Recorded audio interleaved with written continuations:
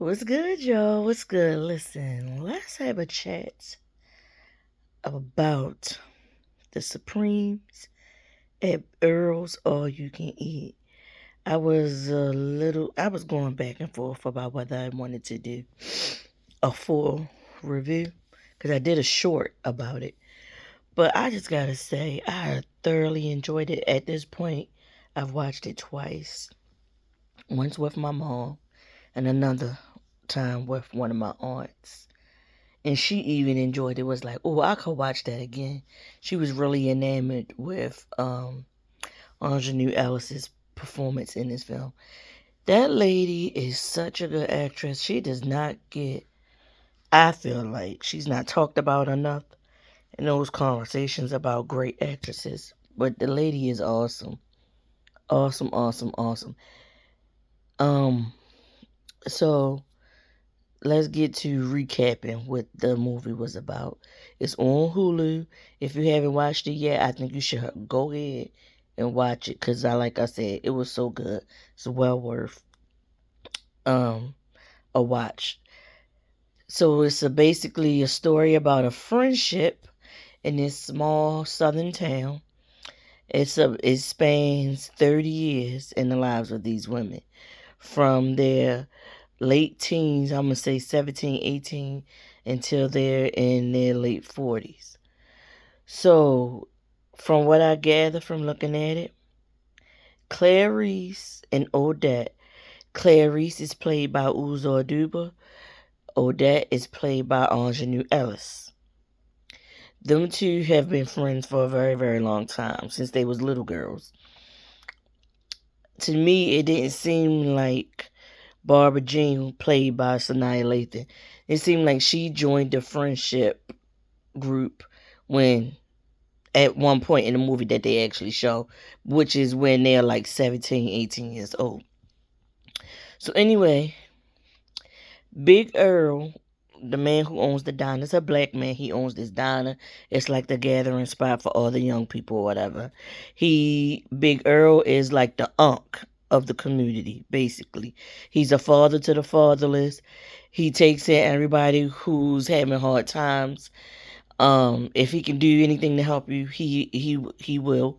And he's a stand up guy, and people don't play about him, and he don't play about his people. That's what I gather from the movie. He's the one who gives the ladies the name the Supremes, and he does this on the first day that the girls show up with three of them instead of just the two. So the way that they show up with the three of them is it starts with because Odette and Clarice were in Odette's house. Odette was getting dressed because her and Clarice was going to Earl's All You Can Eat. They was going to the diner to meet up with Clarice's boyfriend Richmond, who's like a star football player. Earlier that day, Clarice had a recital. She plays the piano, but she plays classical piano on Steinways. So she had that going on, and they were gonna go meet up with her boyfriend Richmond, and he was bringing along his homeboy James. James got a crush on Odette. However, James gets in front of Odette and has nothing to say. So in her eyes, it's like, do he really like me or not? Because he never has anything to say. That's what she says to him. So anywho, Odette mom comes in the room and is like, here, take this baked chicken over to Barbara Jean. She lives such and such and such. And they looking like, what? Ain't nobody going over there. Like, the rumor is the house is really dirty. Is roaches and, and all that kind of stuff, vermin all over there. At this point, Barbara Jean's mother has passed away, and they've had the funeral, and it's supposed to be like she was sending them some baked chicken because they should have been having like a repast or whatever.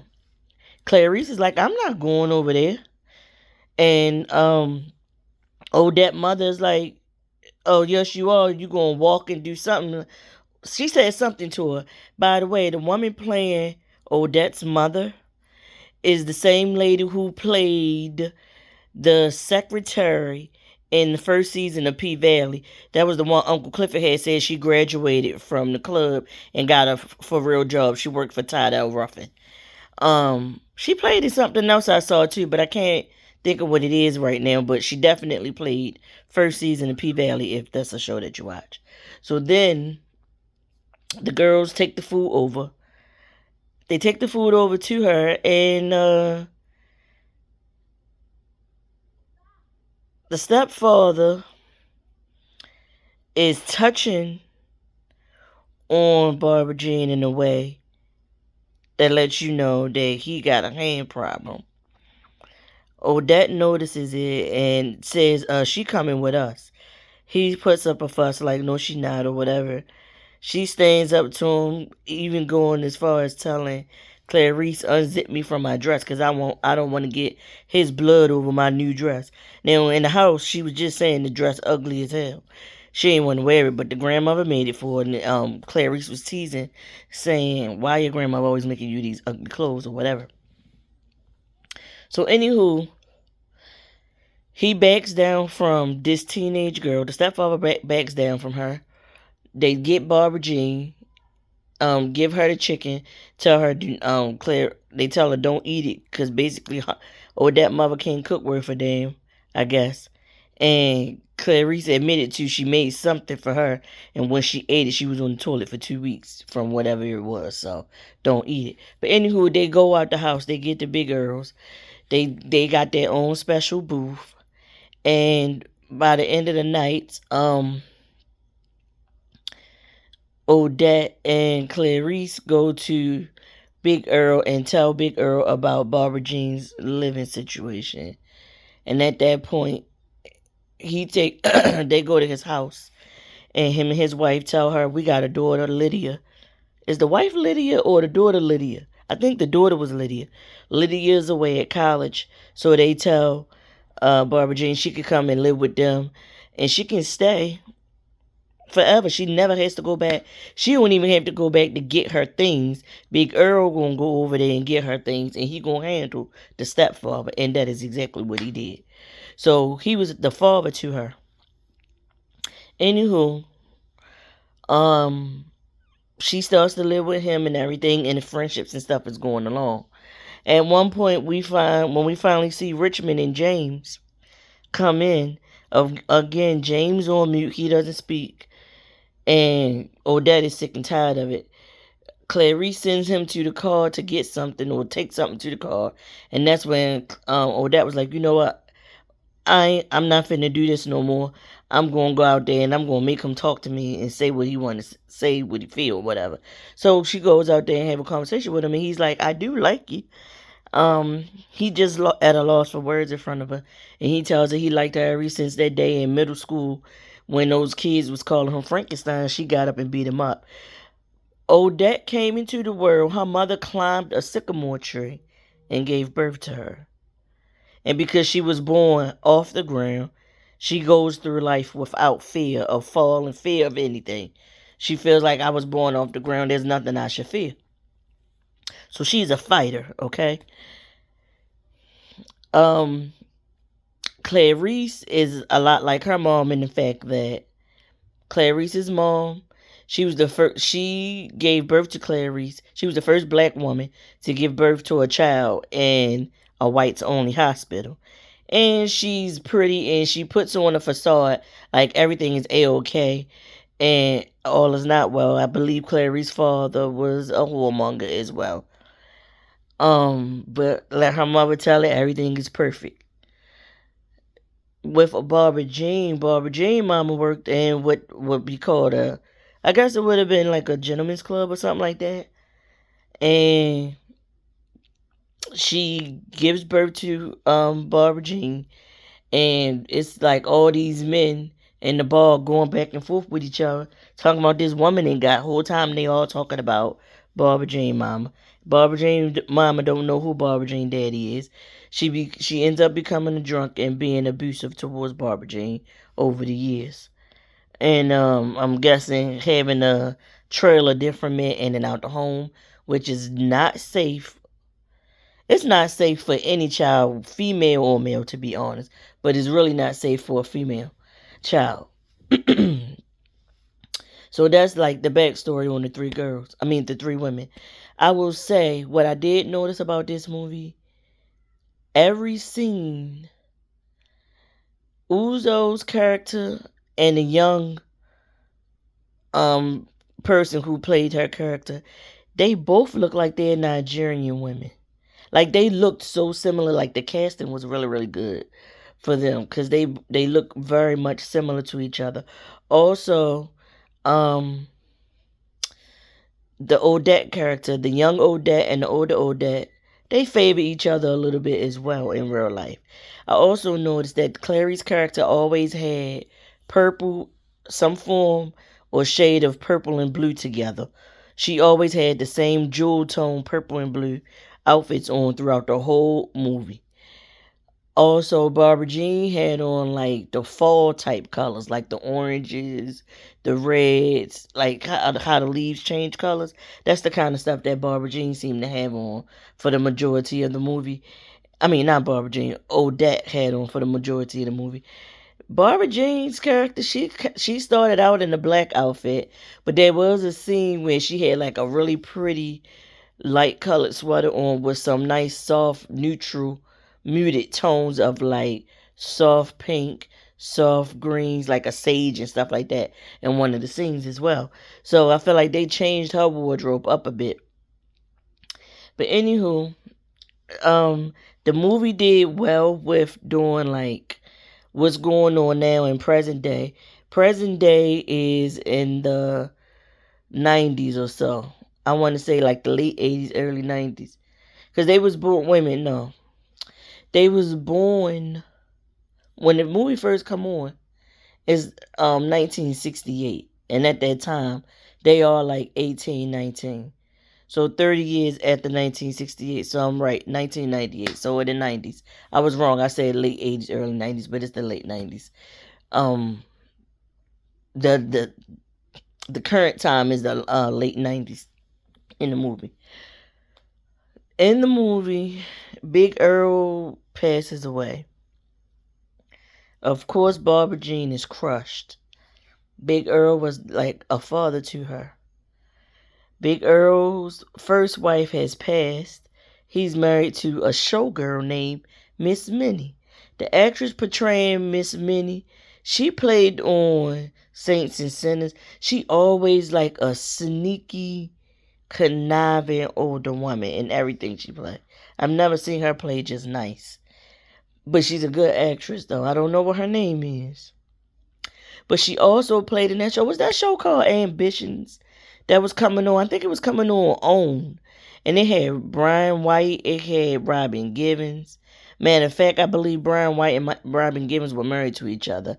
I think he was like the mayor or something like that. She was a lawyer.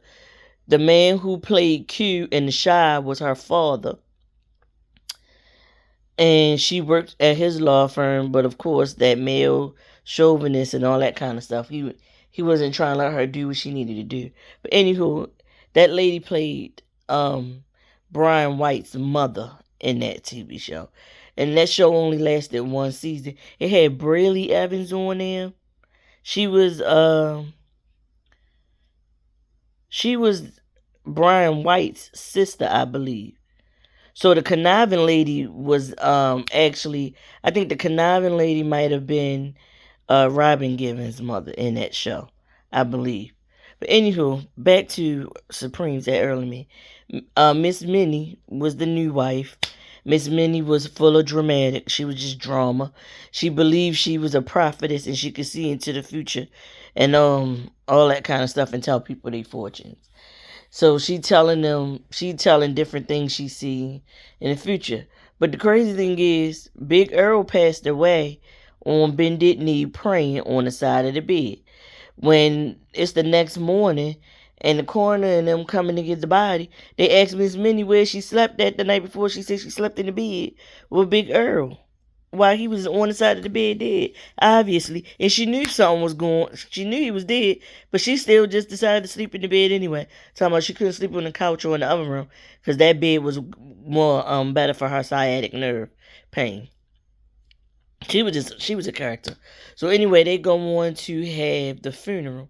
All the ladies show up for Big Earl's funeral with their husbands. Vondi Curtis Hall, he plays Barbara Jean's husband in this, and he's clearly he's older than her. There's like a lamp with a flickering light, and this Barbara Jean is like, I'm sick of that. I need to get it fixed or whatever.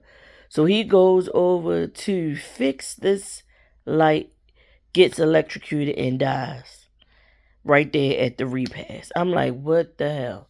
So that's the first, besides Big Earl's death, that's the first major big scene, or death in the story. So during this time, Barbara Jean is going through that. Clarice is getting phone calls where the person is calling and not saying nothing. They got their number blocked, so you can't do *69. They just breathing in the phone. She's like a housewife, I'm guessing. Excuse me, she is married to Richmond. She a housewife, like I said. I don't know. I don't recall them ever saying what it is that Richmond does for a living, but he does something at colleges or whatever. Because supposedly he must travel and do some stuff. But she got some kids. They all got kids. No, she and Odette have kids. Odette marries James, and James is portrayed by Mekhi Phifer as the older version of him. He's a good husband. He's from what we can tell, he's always just been all about Odette. Like, I'm going to take care of my family. He's been like a stand-up type of man. So anywho, between flashbacks from the past and the present, at some point, Clarice, first of all, Clarice is an amazing concert pianist.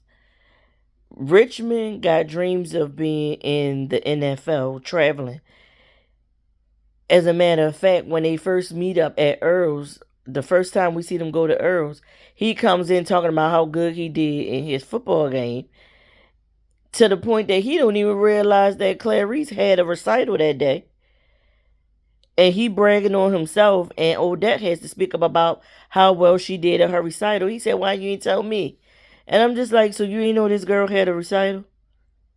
We also see some other girl that's inside the diner making eyes at him in front of Clarice, but Clarice not paying no attention to it. So I'm like, all right, so he already undervalues her, and he's already a whoremonger and eyeing other women in her presence and stuff. So we already know where this finna go. So at some point they step outside, and Clarice and Odette having a conversation about the fact that Clarice tells Odette that she had got an offer to go to New York and record an album, and she turned it down to stick beside Richmond and travel with him as he goes from state to state playing on NFL teams. She says she loves her music, but the thing she wants most in this world is be Richmond's wife and have his kids and raise his kids. Barbara Jean and Odette are like, girl, we got your back. We will help you take care of kids and be your backup singers and like do whatever is necessary. We're gonna help you. Like, she was like, no, because I want to raise my kids myself or whatever. They be like, but this is you got a chance to get out of this small hick of a town. She like, nope, what I want to do is be his wife. So there's that. Odette feel a way about it, but whatever. It's nothing she can say. So what ends up happening is, of course, he never becomes the NFL player that he thought he was going to become. He becomes whatever it is he is, and a whoremonger. Miss Minnie, after they have the funeral for Big Earl and everything, Miss Minnie has some kind of event to unveil this picture of Big Earl on the back wall of the eatery. Big Earl son, Little Earl, is still working there after all these years. Um,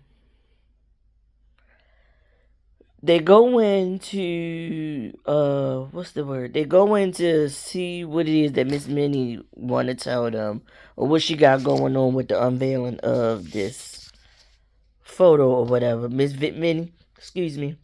Of course, she gonna do how she do. She full of drama. She gonna put on a show. Matter of fact, one of the people that's like real cool with Miss Minnie is a lady named Veronica, and apparently Veronica and Clarice are cousins.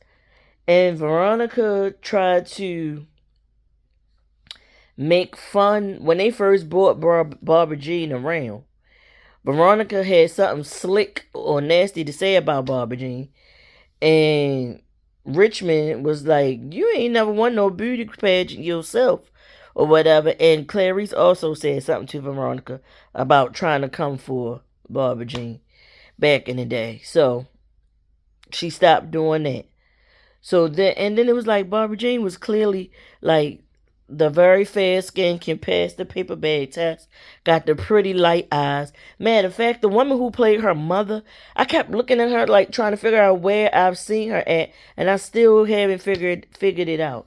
But if y'all realize whatever show or movie she played in, put it in the comments.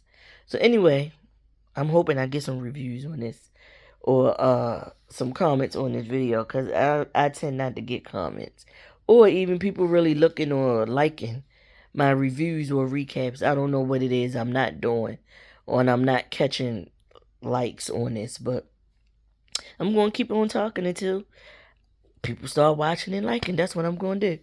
But anywho, Barbara Jean goes on. What was I about to say? I was saying how they took up for her. So not Barbara Jean, but not Veronica. Miss Minnie goes on and do her little dramatic. She coming in with the whole cloak on, like she a wizard or something, or whatever. Clarice says something slick. She comes over to the table and tell Clarice about herself, like, I had a vision of Richmond on the beach hugged up with a woman. And the woman was not you. And Clarice kind of got quiet and was just looking. Everybody got quiet, really, and was just looking. And then Minnie goes on to say, "Yeah, you got something slick to say, or you always got something to say, Clarice. But your husband, he loves being up in the Cherokee, and I ain't talking about the car." I'm like, oh. So Odette goes, no, Barbara Jean gets the scoop from Veronica, because apparently they both work at the hospital together, I believe, or they work somewhere together. And Veronica was telling her it's a girl named Cherokee. She works as a barmaid at the strip club, and she also works. She works at there part time, and then she works wherever Barbara Jean work at part time as well. So they go to this club, and she come walking there, and they all sitting there talking before she walks in. They all three sitting there talking, and Odette like, yeah, we gonna have a conversation with her, cause you know these young girls, they bit feisty, they might want to fight, and we just all gonna be fighting or whatever. We got your back, Clarice.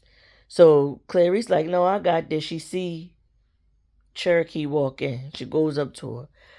Now, why is it that this young lady who's portraying the character Cherokee, this is the same young lady from P Valley season 2, when we get Mississippi's Keyshawn's backstory.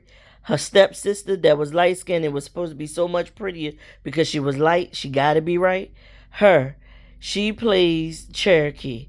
Why she always gotta play this? She being typecast. She's always getting this kind of role because she was also this same type of woman in BMF last season. So anywho, Clarice go up there, clean her clock. Like, listen, how long you been sleeping with my husband? She like 4 months. It's only been in the last 4 months. And Clarice just tell her something like, listen, you do not, basically, you don't want to trade places with where I'm standing now. You'll never be able to trade places with where I'm standing now because my husband ain't nothing but a damn user. He gonna take all your youth, all your beauty for as long as you gonna let him, and he gonna just keep doing him and move on to the next one. Cause apparently he been doing this their whole freaking relationship. And the girl, she just like choking up or whatever, and she walk off. She crying. They get their things and they leave. She go home. He's sitting on the couch just chilling. She tell him she over it. She ain't doing this no more. And that she wants to split up. He gonna say, I bet you better think about that. Think long and hard about what you saying. I'm like, you and your audacity, nigga. Think long and hard about what you saying. And the older version of Richmond is played by Russell Hornsby, who also plays Charles on BMF. He plays Meech and Terry father. Russell Hornsby he's a really, really good actor because he played in The Hate You Give. He was the father in The Hate You Give. Back in the day, he was in Get Rich or Die Trying. They killed him in Get Rich or Die Trying, if I'm not mistaken. But he definitely was in it. He played the father on Lincoln Heights, if I'm not mistaken. He was the father on the TV show Lincoln Heights. How many of y'all remember that show? That was a really good show. It really, really was. But again, he's a really good actor. He's played all kinds of characters. But and he's known, well, we see it now via social media. When they have these premiere and rap parties for these shows, he like to get out there and get his groove on, show out for the ladies or whatever. Because I did just recently see a TikTok of him shaking his groove thing at the premiere for this movie. But anyway, he tells her, think long and hard before you decide that's what you want to do. And she said, I'm leaving you. You gonna leave this house. She said, I'm gonna pack your things, you can get out. He gonna tell her, no, I ain't going nowhere. I think to call her bluff, he said he ain't going nowhere. If anybody gonna be leaving, it's gonna be her. So he suggests she thinks about it. And she said, okay. And she gets her shit and she leaves. She ends up going to move into Odette's childhood home. Odette and James help her with her stuff and drive her over there, give her the keys or whatever. In the meantime, all these things are going on. Odette been complaining about being hot and overheated. So they teasing her, telling her, girl, you probably going through the change. So she go to the doctors and the doctor tell her, you're not going through the change. You actually got non-Hodgkin's lymphoma. You got cancer. I like, oh God. And the doctor was like, you want me to call somebody or whatever? She was like, no, I'm not going to tell James, her husband, because she was like, you ought to see him when I catch a cold. When I get a cold, how he responds to that. I can't tell him this. So for now, she going to keep it a secret. Yo, these chips good. This little bag,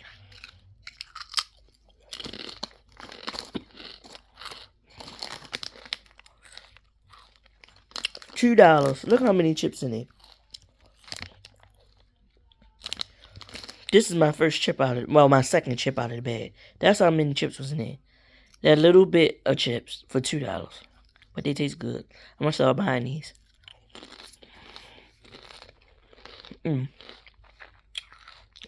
Excuse my crunchiness making.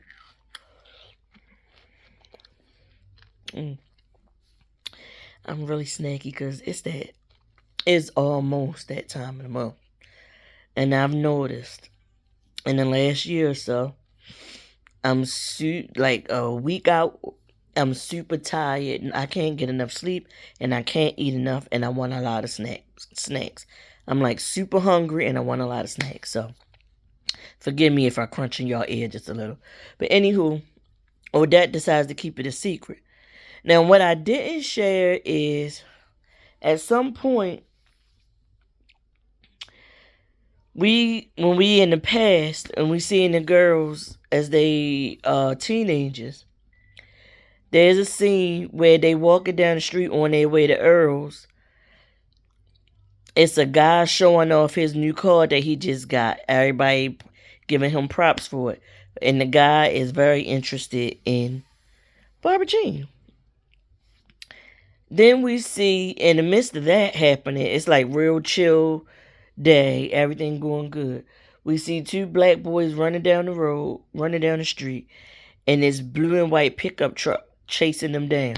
And it's a white guy driving and another white guy on the back of the pickup truck yelling and screaming, woo, or whatever. So apparently this is a thing they like to do is if they see a black person, they chasing them down with their truck trying to run people over. They racist. And his name was Carl something. I think his name was Carl. So they say it ain't nothing, that's just him. And the guy with the nice car, Lester, he yells and like he going like they basically everybody knows that they need to get rid of this guy because of how he is, how racist he is. And they all know it's like a thing known around the town that he a racist, him and his daddy is a racist. And they be trying to do stuff to black people like killing them and stuff. And they're gonna be able to get away with it because white is right, black is bad or whatever. You all know how the story go. So the girls go to Earl's. Lester asks can he join them, so they all go in there. Richmond James already there. Earl like, come here, y'all. I want y'all to meet somebody. So no, first, before Earl says this, I don't know if it was Odette or Clarice. One of them tapped the other two and was like, look, and it's a white boy working there as a busboy. We find out his name is Ray. And he's actually the younger brother of the racist that likes to run people off the road. It's two young boys sitting at the bar. They say something slick. Like, why he ain't here, y'all know that he's that guy's brother. And that guy like to do stuff to us. And Ray was like, Earl was like, listen, we know y'all brothers are thieves and stuff, but I don't check y'all for silverware every time y'all leave. Basically saying like, just because you come from that same family don't mean that you the same person as the person in your family. Like you don't necessarily have to have their ways. And we see the girls ogling him. They all think he real handsome. And we see feathers fall out of his clothes. So that's when they gave him the nickname Chick, like a chicken, because they said he was sleeping in the barn with the chickens. Like the brother was abusing him, the father had died, and the brother was abusing him and beating him up all the time, and wouldn't let him sleep in the house. They made him sleep in the chicken, in the barn with the chickens and all that kind, or in the shed or something like that. Yeah, the shed. That's where they had him sleeping at. He couldn't go inside the house. We see Barbara Jean kind of ogling him. I'm like, okay. So she asks somebody for a nickel. She goes and follows him because he like dropped the dishes after Big Earl introduces him to everybody and said that he gonna be working there with them. She goes in the back and she speaks to him, and she notices he goes to change his shirt. She notices his bruises, and he tried to cover it up. And she was like, I got this from here. And she started telling him about the bruises that she didn't got from her mother.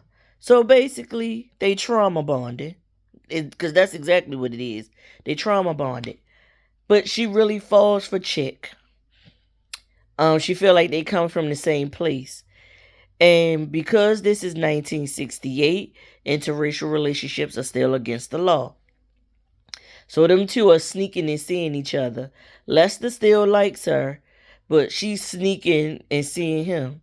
Barbara Jean ends up pregnant. She never tells Chick that she's pregnant. She tells the girls, they figure out what they're supposed to do. Odette was supposed to go take a test to get into a nursing program, because she wanted to be a nurse. She's supposed to go take the test. The day she's supposed to go take the test, she gets the phone call from Barbara Jean about the pregnancy. And then that's when we see the three Supremes together talking to Barbara Jean. Clarice telling her to go to somebody's basement and get rid of it. And Odette's like, no, why would you tell her to do that? Like, what that's she basically back then you don't know what they use and you don't know if it's gonna be clean. Like women really went through some shit back in the day, getting them in house basement abortions and stuff like that. So she goes and have a conversation. Next thing you know, we see her having a talk with Chick. They outside his father house. He knows the brother got some money. He trying to run away and be together with her. And while he go in the house to steal the money, he leaves her outside. She takes it upon herself to go walking through the shed. Next thing you know, the brother shows up in the shed. He attempts to rape her. She fights him off and gets away from him, hides, and he pulls off in his truck trying to go look for her. And that's when Chick shows back up like, what happened? I told you to stay. And she like, we can't do this. He like, yes we can, we got love. She said love is not enough. And back then it really was not, because to be honest with you, I mean they even brought this up in Lady in the Lake that I just recently watched, that was based here in Baltimore. It was a book based on the story of a lady they found in Drew Hill Park. It's like a reservoir. But back then, I don't know. The way the person wrote their story, they wrote it like the person got found in the lake or whatever. But I've even heard my mom mention it about they still to this day they don't know how this lady got down in there, where she got down in there at, because there's no pathway to get over to get into that. It's like a real high fence, but somehow she ended up down in this little part of Drew Hill Park Reservoir. But anywho, in that show, it was a black cop liking a Jewish woman, um, and he was telling her they can run away and go live in Virginia so that they can have their relationship. And he brought up the whole, the case with the Lovins, the white woman the white man who was married to the black woman in Virginia. They had kids and they kept getting arrested and getting locked up because they had an interracial marriage and it was against the law. So anywho, all of that to say, it was still against the law in 1968, in the time period of this movie. And after what she just experienced with his brother, she was like, that's what's going to happen all our lives. We're going to have to keep moving and keep running. We never going to be free to be who we all love, who we want to love. And she just didn't want to live a life like that. And she didn't want to put him through that or whatever. So she left. So she got him to drive her back to Big Earl's. So next thing you know, we see a scene. She coming to diner and she goes to look for him and his stuff is all packed up. He's gone. And she's sitting there and she crying because she like, dang, she never got the chance to tell him that she was pregnant. Here come Lester. He said he went to Big Earl's.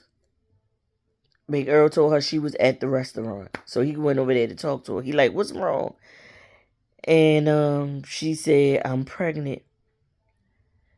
And he like, what? Well, he didn't say what. He said, oh, what you got? What's your plan? What you gonna do about it? And he knows his chicks. And he told her that he really, really loved her. He really cared for her. And if she'll have him, he'll marry her and he'll raise their baby. He just automatically claimed this baby. And I was just like, what a stand-up kind of guy Lester was. So they go on and they get married and they raise the boy together. The boy's name is Adam. When Adam was he looked to be about 10. He asked could he go over Clarice's house to play with her sons while they was in there playing cards. She said, yeah, don't take no shortcuts. And he was like, okay, mom. She basically told him, go ahead, walk on over there. Don't take no shortcuts or whatever, because, things is crazy and people do stuff to people. And from what happened, I couldn't tell if he was really walking the right way and taking the long way, and this man just happened to show up at the right time for him, but wrong time for Adam. But basically, he runs Adam off the road and kill him. He killed his own nephew because it was actually Chick's brother that did this. So they in the house, she get the phone call, and they show her holding on to his body crying, She didn't want to let him go. Lester is going off like he gonna go kill him, and the cop is jacking Lester up like you can't say like stuff like that out loud like that. Like if you go do that and you saying this and the wrong person hear you saying this, like what you think gonna happen to Barbara Jean? Like you need to be there for Barbara Jean because she just lost her baby. You need to be able to be there for her basically. So we see that happens in the midst of and that's why for whatever reason Odette never went back and tried to take the test to go to nursing school after that. Like that day just things changed for her. So anywho, so she finds out that she had cancer. And when she finds it out, she goes and she goes through the park, walking through the trees and everything. She comes to this bridge. She just looking out at the water, I guess, evaluating her life and everything, trying to come to terms with her diagnosis. We see this white man walking up.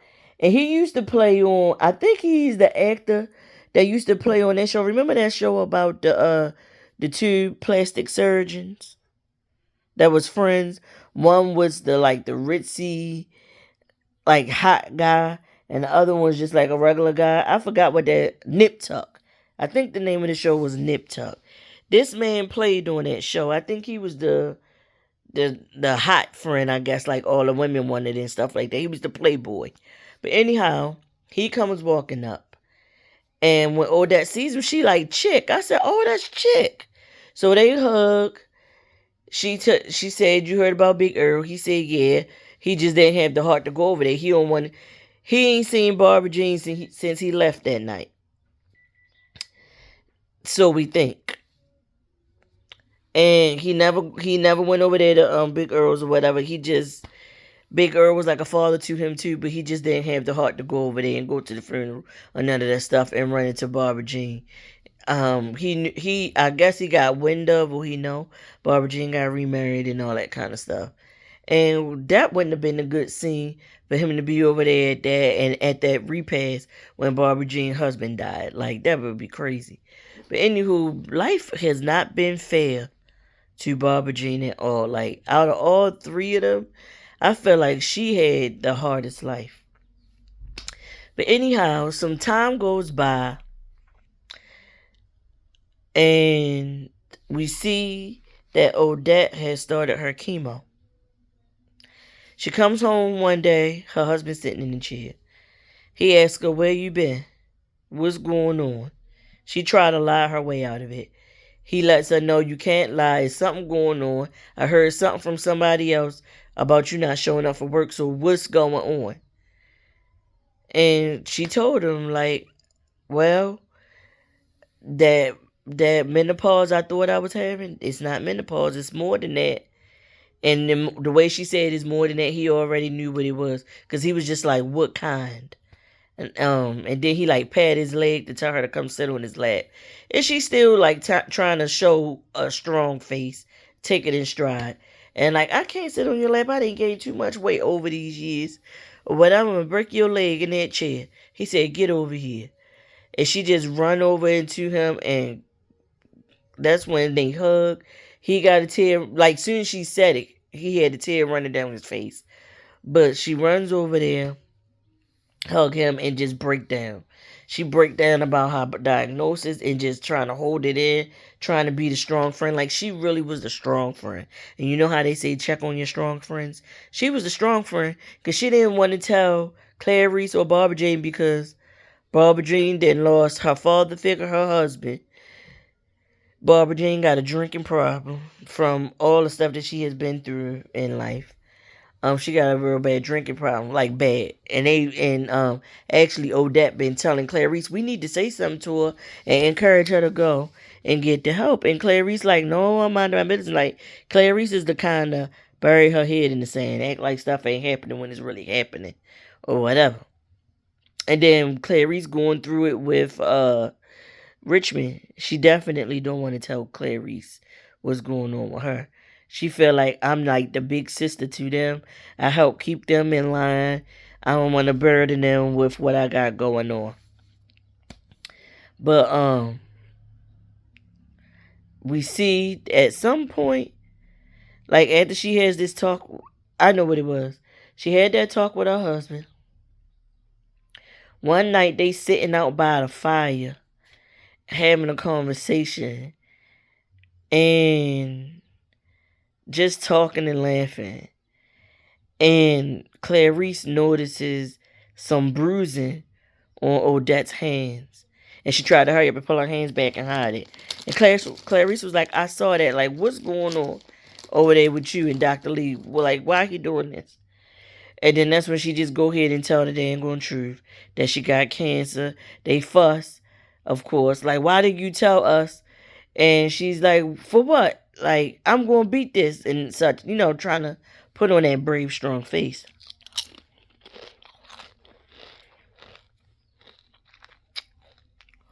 Excuse me. She tried to put on a brave, strong face. They both volunteer. Like, I'm going to drive you this day. So and so gonna pick you up this day and go with you this day. Like, we gonna make it through this. Like, you should have been told us this. And they also upset. Like, they like, how long have you had it? Like, how long have you known? Of course, she ain't never tell them. Some time goes on, and they doing their best to help her. At some point, Barbara Jean shows up to the diner drunk, and they give Odette give Clarice a look. And then there's another time that they are at Odette's house, I believe, and she's in the house. She like, excuse me. She's saying that she want her hair cut. Her hair start falling out. And so Barbara Jean give her a haircut with the clippers and everything.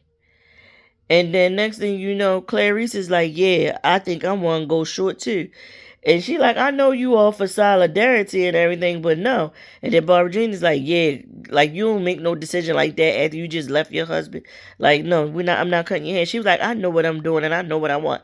I want a haircut, but not as short as Odette. Because at this point, Odell, like, she don't even have a one. She just got a real low brush and go. Like, it's like her head is clean shaven.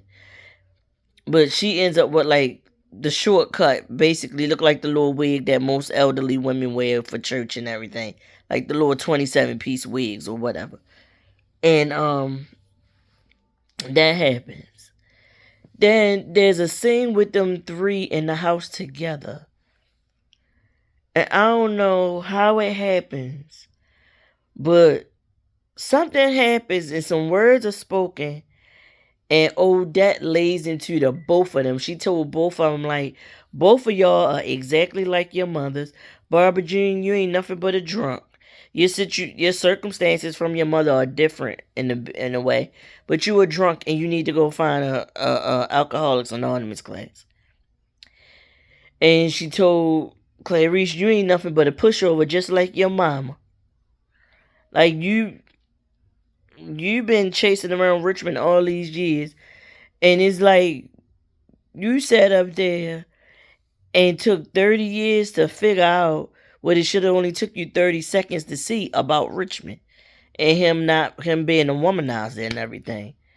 And they just both like, they all start fussing, and she basically tell him like she ain't wasting the rest of her life being friends with people who can't be real and like live life on their terms. Like, she don't want to be in this friendship where she keep having to see the things and want the best for them, and they not doing the best for themselves and those around them. Basically, she said she washing her hands, cleaning them, because she don't have that much time left. Because at this point, she finds out that the cancer, the chemo and stuff is not working.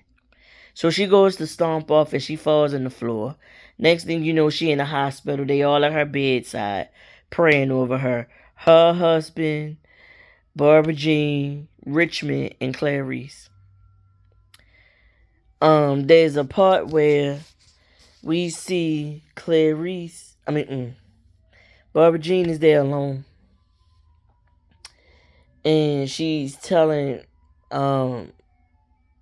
Odette something like, she telling Odette basically how a little while after Adam was killed, she found out where Chick was. He was in Oregon somewhere in college. She found out where he was, went up there, and basically told him, listen, I didn't tell you at the time, but I had a baby. It was your baby. We had a son. His name was Adam. And your brother killed him. And you need to go kill your brother for killing our baby. Basically, is what she told him in a nutshell. And after that, she started drinking even more heavily after all that happened or whatever. And she said, like, she's supposed to be making amends because she shouldn't have done that. She shouldn't have turned Chick's love for her into hate and make him go murder his own brother, even though the brother killed their son.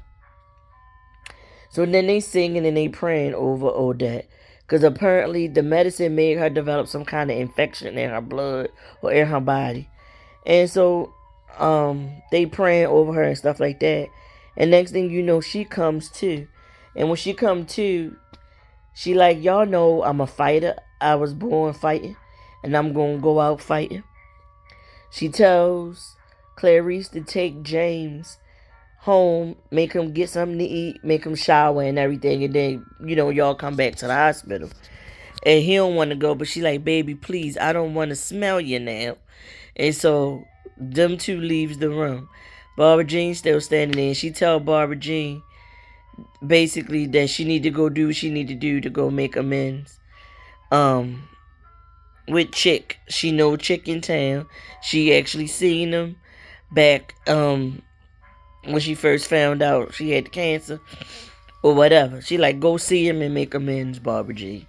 And go get on getting into some kind of alcoholic anonymous class. But I think Barbara Jean was telling her that she had already started doing those classes or whatever, or doing the meetings. So when Barbara Jean goes to leave the room, that's when Richmond tried to slip out the room along with Barbara Jean. She said, no, don't leave. And so Barbara Jean leaves, but Richmond stays. And he like, listen, you didn't read everybody else their rights. Can I just say I apologize for everything and be on my way? She said, I don't want to hear nothing you got to say. I want to use you for your car and your muscles. She want Richmond to take her to the sycamore tree, because her plan is, I'm going to die right under the same kind of tree I was born in. So he takes her, he struggles, he gets her over to this tree. She on the ground. She look up at the sky, and next thing you know, they pan to the sky, and they pan back down to her face, and her face looks so empty, it looked like she didn't die. And Richmond bust out crying. Next thing you know, after a few seconds, I'm saying, boop, and a pine cone falling, hit her in her fucking face. And she like, dang, Richmond, I asked you to take me to a tree so I can die like I want, and you can't even do that right. So he started to laugh, and I was like, this movie was, whoever wrote this, because it's adapted from a book I had never heard of. But they did an amazing job putting, like this movie had some of everything. It had some comedic moments, a lot of drama-filled moments, tragedy, and everything over the span of these 30 years that we getting to see. The movie gives me Steel Magnolias with a different storyline and with black people. But anyhow, Richmond comes over, sit next to her, and them two have a real deep heart to heart. And at some point when they was all talking, when the ladies was talking amongst each other, that night when they discovered that something was going on with Odette, Clarice had said, Big Earl had a talk with me one night before I actually married Richmond.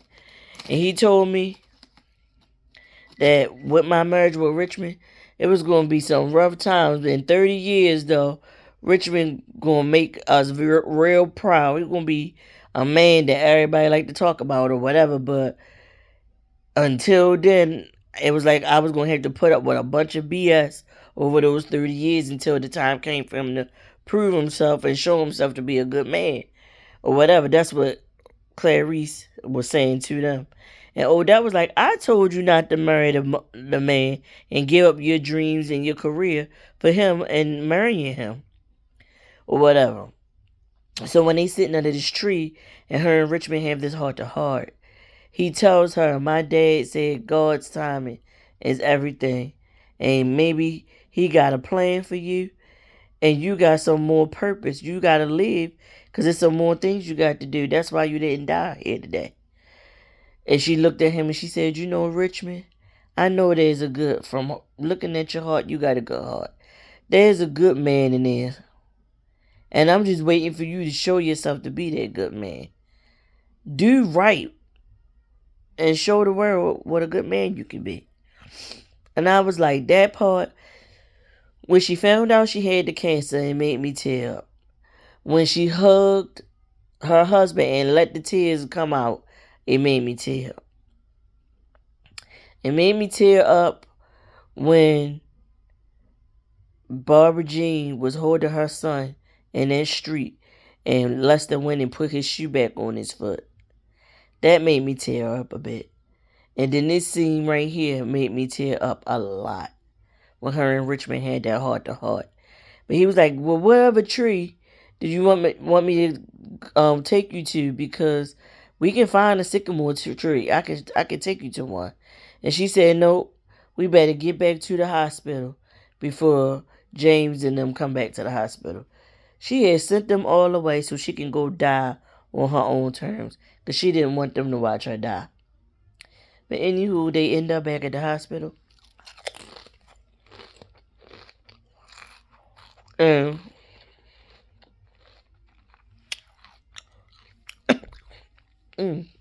excuse me. They is giving you the effect of they actually at some point went back to the hospital, but we see Barbara Jean go find Chick at the college, make amends with him, apologize for what happened. And all this time, she thought that he actually killed his brother because they did show the brother laying on the front porch with a gunshot wound to the head. He tells her, I didn't kill my brother. By the time I got there, the police and everything was already there. And my brother was already on the porch dead.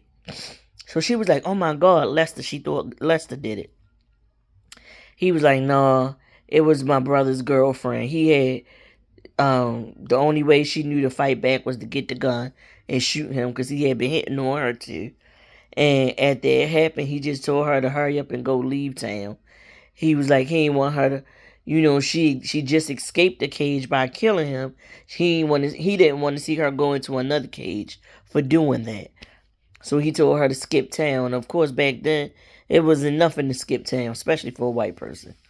But anywho, so she's relieved that the death is not on his hands or Lester's hands or whatever. And we see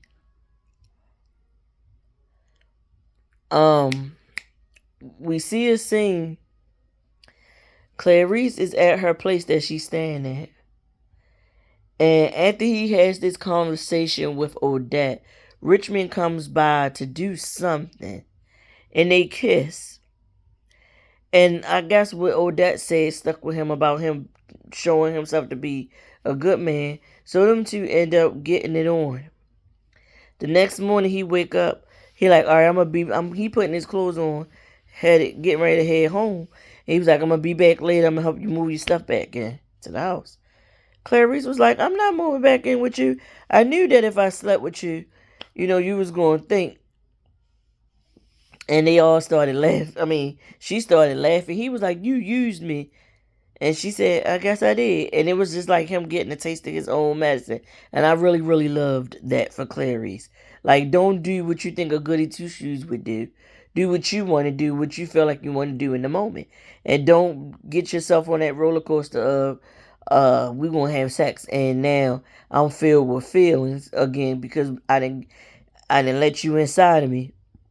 And now you think you didn't work your magic stick good enough for me to come crawling back and coming back in the house with you. And it ain't gonna go like that. Like, she gonna do things on her own terms, and I really love that for her. But anywho, we see the ladies walk in, and here come Odette and James coming into the diner, and her hair starting to grow back. She got like a little fro. So they must have found another medication. They got rid of the infection in her body, and she was able to, beat the cancer, and she was in remission. She comes sit in the diner, the men sitting off together, and the women sitting together. I think Richmond was able to pull some strings and get Clarice, like put together some kind of show, and he wanted Clarice to play in it. And Clarice said, "No, I'm not playing in his show. I gotta be in New York." So she went and got back in touch with her contacts, and they said even 30 years later, yes, we still want you to record a classical piano album. And she got plans to go to New York and record this album and pursue her dreams. And meanwhile, just for another funny scene, Miss Minnie is on the roof of the house, falls off the roof because she got to prove that her prophecy about her dying in the next year, because some they said she going to die in next year, and she going to join Big Earl. So when she falls to the ground and fall on top of Little Earl and get back up, it was like, whoo, I didn't die. And they was like, yeah, but your prophecy, you said that you was going to die. She said, nope. I said I was going to have a near-death experience. And they was like, no, that's not what you said. It really wasn't what she said. She said that she was going to die or whatever. But Miss Minnie is full of drama and everything. And then that's how the movie goes off. The ladies walking down the street together, arm in arm, walking out of Earl's All You Can Eat. I really enjoyed this movie. Again, like I said, I give it a good 5 out of 5 stars. 5 out of 5 stars I give this movie. I really thoroughly enjoyed it. And I hope y'all enjoyed this recap if you still here now. I'll see y'all next time. Peace.